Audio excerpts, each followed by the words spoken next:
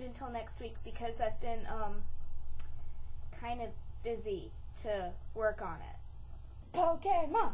Pokemon! Pokemon! Anyway, today, instead of doing my review, I'm going to be teaching you how to make red curry paste from scratch. It's actually pretty easy, and I'm going to be doing it with stuff that we have in the kitchen already, and I will also tell you how to use substitutes for things that might be a little hard to find otherwise. Alright, let's get started. Personally, I'm going to be using my miniature blender, but if you're old-fashioned, you can also use a mortar and pestle.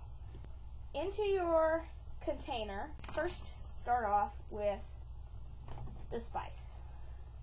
Ground cayenne pepper. You can also use crushed red pepper or pretty much anything else, just something spicy and hot. We're going to use a whole tablespoon. Next, we're going to use 1 teaspoon black pepper. Next is lemongrass.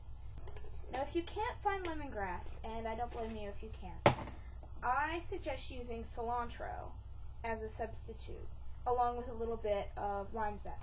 Next, we're going to put a ½ teaspoon or less. I might go a little less. I might go for about a 1/4 of a teaspoon of cumin. Cumin's pretty strong tasting, so don't overdo it. You might want to put just a little bit in at first and up it if you want some more. Next is garlic. Garlic is very, very important. Alright, you can use fresh garlic, you can use minced garlic, or personally, I'm going to be using garlic paste. I like this stuff a lot because it's got a really good flavor in it. Plus, it's got some added salt. Use about about a teaspoon, maybe a tablespoon. ½ tablespoon. I'm just going to be giving a nice heavy squirt. That's about a teaspoon. Next, more red pepper. Now we're going to be putting another teaspoon of this into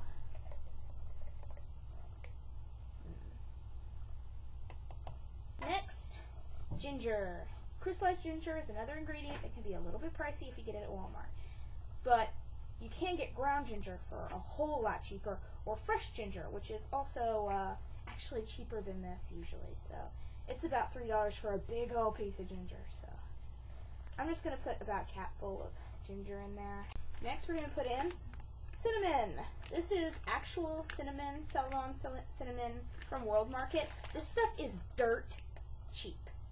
Dirt cheap. This cost me $1, and I haven't gone through it yet. So just use a little bit. I'd say use about a 1/4 of a teaspoon of cinnamon. Next is chili powder. That's right. Mexican, dirt cheap. You can find this anywhere. You probably have it and have never used it. Chili powder. You're going to use about a ½ teaspoon. Next comes the weirdest thing that you have to put in this. This is pretty much the last ingredient. Fish sauce. Fish sauce is a... Yeah, exactly. Fish sauce is ew. So, there are a lot of things that you can use alternatively. If you want to go the vegetarian route, you can just use soy sauce. However, if you're like me and you want a little bit of fishy taste in there, you can use shrimp bouillon or fish bouillon. Or if you don't like fish, you can use chicken bouillon. Alright, this is our unground, unblended curry paste. Pretty gross. Kind of chunky, unpleasant looking. Alright, finally you're going to blend this shit up using my knockoff magic bullet.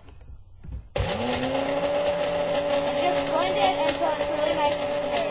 This is going to take a little while. Alright guys, that's all for this week. I hope you enjoyed, and enjoy your curry. See you.